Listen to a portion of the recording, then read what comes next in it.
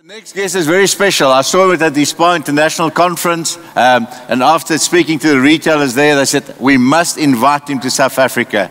He's all the way from Amsterdam. He's a lecturer there at Utrecht University, and he's really talking to the young ones and the young guys and the guys who look after the new trends in the world. So please welcome on stage Thimon de Jong, and he's going to talk to you about future human behavior in a connected society. Thimon, welcome to South Africa. Give him a roaring applause. Come on, guys.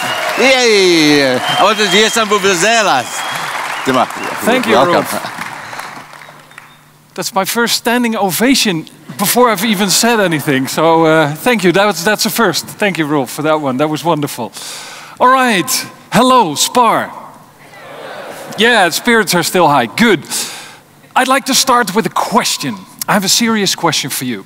And the question I'd like to start off is this one. What would you do if you knew everything about your customers? What would you do if you knew everything about your customers? What would you do if you knew everything about your staff, your colleagues? What would you do if you knew everything about the person sitting next to you right now? So you probably say that last one is easy. I brought my partner. I know everything about him or her. Okay, then maybe the person sitting on your other side. What would we do if we would know everything about everybody? And I mean everything. Not if they're a man or a woman, where they're from, what language they speak, what role they have. No, everything. Needs, fears, emotion, desire, personality. If we'd know everything about everybody, what would that change? How would it change your strategy and your role as a retail professional? That's topic number 1 out of 3. I have 3 topics for you. And it's called the You Know Me Society. Now, so it took a look at your digital footprint, personality came out.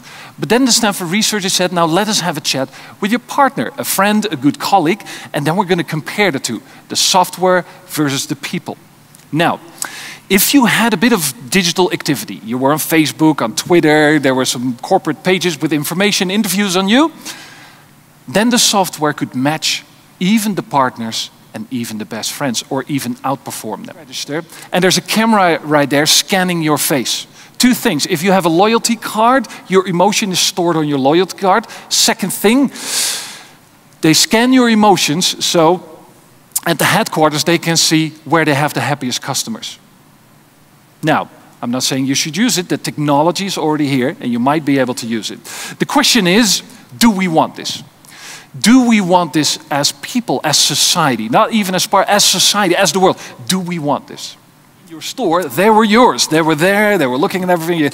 And now people are walking in, you know, they're at the cash register, they put their things, and they're on their phone. You lose them all the time. Now, this might be very irritating and frustrating that people are on their phones instead of enjoying beautiful stores and interacting. But let me tell you, your customers, and if you're on your phone right now, you can't help it. You can't help it. Our addiction to digital devices, and it's been in neuroscience, there have been several studies being done the past years, every study shows the same thing. Our addiction to our devices is comparable to a drug addiction and a hard drug addiction. I'd like to ask you a personal question, and for that, I'm going to ask you a question about this. For that, I'd like you to stand up. Yes. All right. Now, the personal question is, how addicted are you to this little device right here, or your laptop or your tablet? How addicted are you to your device? And you have 3 options. Option 1 is, Thimon, what are you talking about? I haven't checked this thing all morning. I haven't been thinking about it. You know, my partner, it's perfect. Yeah, that's option 1. Option 2, well, I recognize some of that addiction thing and those problems you've mentioned, but it's still somewhat under control. Option 3, I need help. Yes, I need some digital addiction therapy. So 1 is, I'm totally fine.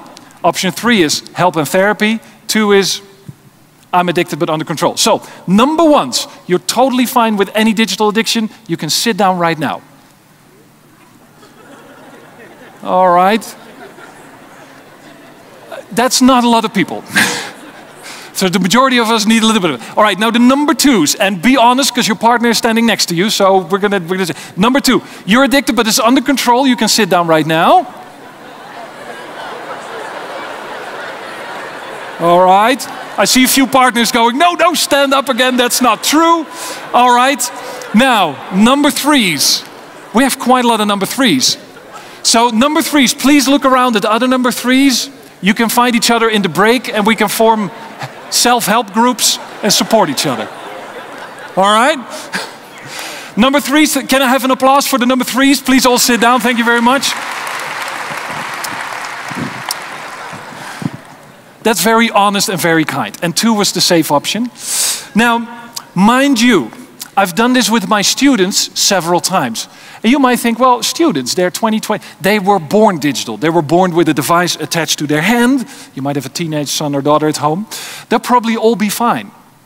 Well, let me tell you, 1 in 3 of my students, and this is supported by bigger research, 1 in 3 of my students still stands at number 3.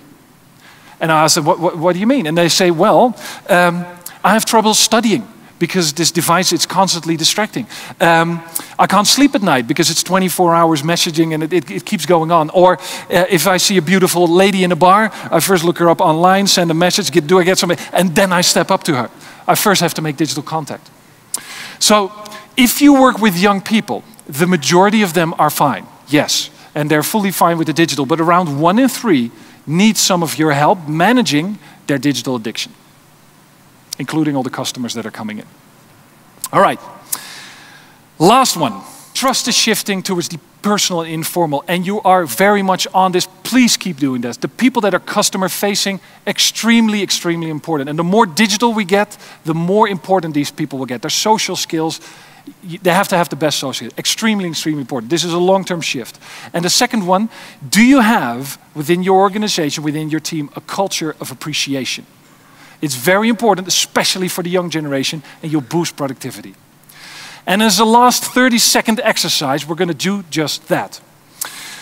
I'd like to invite you to give a compliment to the person sitting next to you, then the other side, and then return the favor. Now, it's easy if it's your partner, so also the other side. If you have no idea who's sitting next to you, say something like wonderful shirt, or you've been so nice and quiet this morning, right? Okay, 30 seconds, compliments, one way, very brief. Here we go.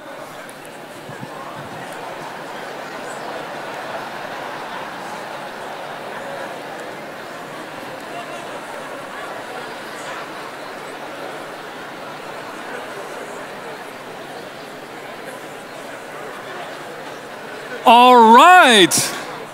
Oh, that's lovely. I saw hugs, I saw kisses. People are still hugging there.